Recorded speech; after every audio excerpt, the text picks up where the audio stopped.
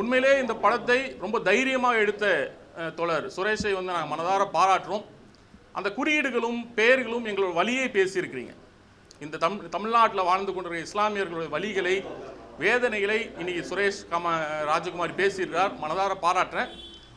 இது வந்து ஒரு படமாக பார்த்துட்டு போனோன்னு சொன்னால் அதனால் அவருக்கும் பெரிய வந்து வெற்றி இல்லைன்னு நான் நினைக்கிறேன். இது மாதிரி இன்று சிறைகளில் தொடர்ந்து இது மாதிரி நடக்குது. இது முழுக்க முழுக்க நீதித்துறையுடைய அலட்சியத்தை அவர் வெளிப்படுத்துகிறார், அம்பலப்படுத்தியிருக்கிறார்.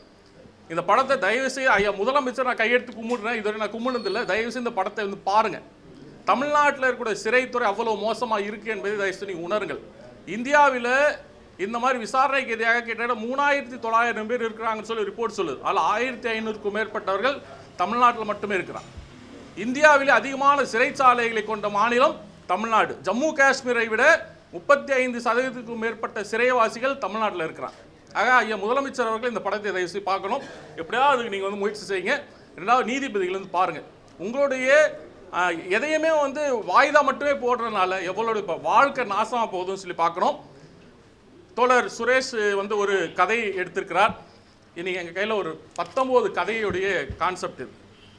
ஒரு சிலிண்டர் வெடிப்பு, அதை தொடர்ந்து 19 அப்பாவிகள் இன்னும் கூட 4 ஆண்டுகளாக 3 ஆண்டுகளாக விசாரணை கைதியாக இருக்கிறாங்க. இதை வந்து 4ஆம் தேதி நாங்கள் கோயம்புத்தூரில் வெளியிட இருந்தோம். அதை இப்பொழுது தோழர் மூலமாக வெளியிடுறத நாங்கள் மகிழ்ச்சி அடைகிறோம்.